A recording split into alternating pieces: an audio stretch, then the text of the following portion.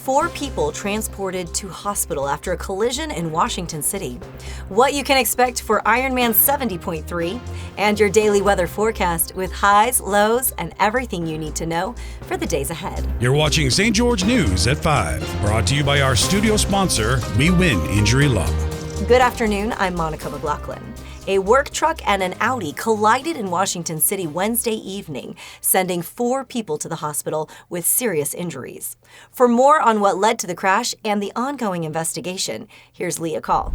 A collision between a New Wave construction work truck and an Audi Q5 occurred Wednesday around 5 p.m. at the intersection of 3090 South and 20 East in Washington City, resulting in multiple injuries and vehicle damage. According to Washington City Police Department Lieutenant Corey Klotz, the Ford F-450 truck pulling a flatbed trailer with a mini excavator was traveling eastbound when the Audi failed to stop at the intersection stop sign.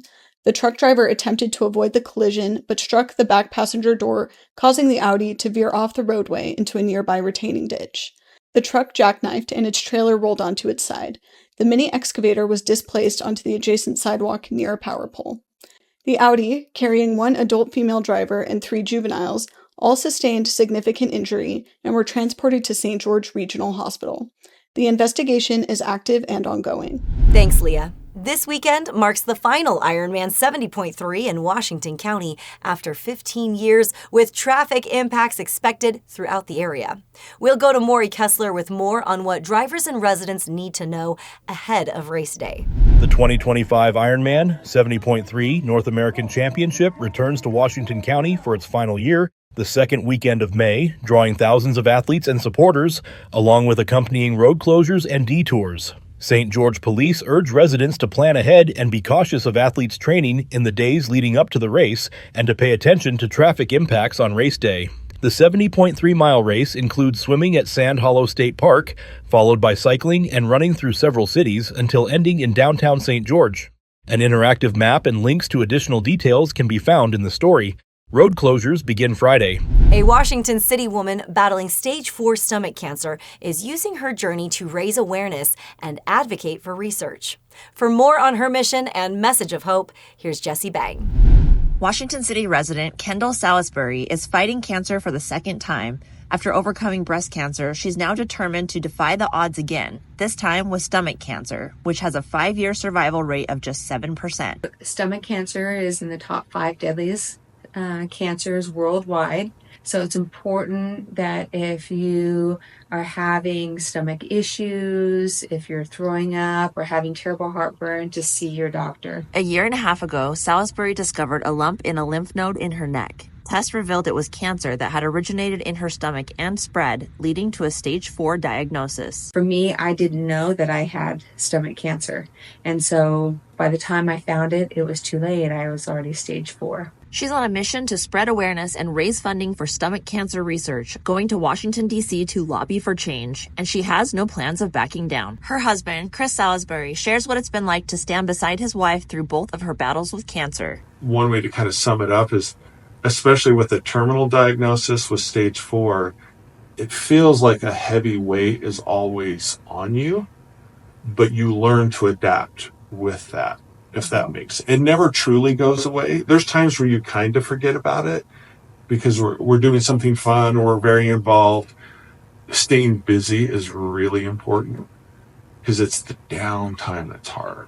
For those dealing with a heart-wrenching diagnosis, Kendall Salisbury had this to say. Having a positive attitude is very important. That has really helped my outlook and being able to get through this. You know, I'm going through chemo every other week, and there are days where I'm down. It's really hard.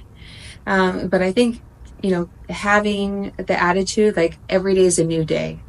Like, even though I'd say yesterday it was really difficult, I had to go and get unhooked from chemo. But you know what? Today is a beautiful day. Today is another day. I don't have to do chemo today. So finding something positive in each day really helps your outlook. Thanks, Jessie.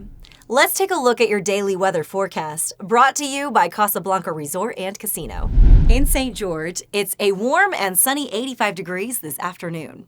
Skies stay clear tonight with a comfortable low around 62.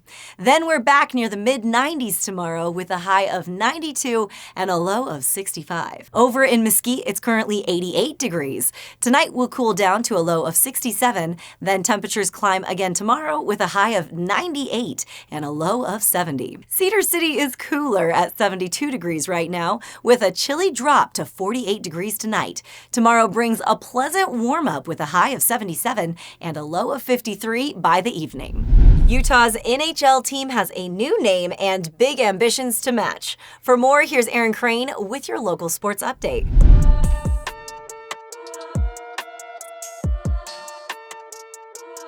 Thanks, Monica. This week in sports, the NHL's newest team officially has a name, the Utah Mammoth. After more than 850,000 votes and a whirlwind first season in Salt Lake City, team owners Ryan and Ashley Smith unveiled the Mammoth branding, complete with a logo nodding to Utah's mountains and a tusk-shaped U. The team keeps its icy blue color scheme and plans to charge into next season with young talent, $20 million in cap space, and the 4th overall pick in the draft. With playoff hopes already swirling, Tusks Up is now the rallying cry in Utah hockey. Now back to you, Monica. Thanks, Aaron. Now we'll head over to Sheldon and Amy for your favorite weekend adventure guide. That's right. Lots of great events this weekend, starting with one of the biggest events in Southern Utah, Ironman. I love it. If you've never gone downtown when they cross that finish line, you need to go. The energy, just seeing these people do the craziest things to their bodies and going through the finish line, it's so wild. Get downtown, St. George for Ironman. And apparently it's the last one they're going to do here. So Never say never. never say never. Down in Mesquite, there's a big event. Trail Hero is headed to Mesquite this weekend, and you're invited. Oh, they put on a big show. Plus all the food and entertainment and the biggest Jeep, whatever they build over there, these big machines. And they're doing guided tours. Oh, nice. Yeah, it's going to be a blast big this deal. weekend. Also down there in Mesquite, Dallas Smith is going to be in town. Dallas Smith and the Spasmatics. So there's a lot going on this weekend. Yeah, and for a full list of events, see our T-Drive listing on stgeorgenews.com. Now back to you in the studio. Yeah.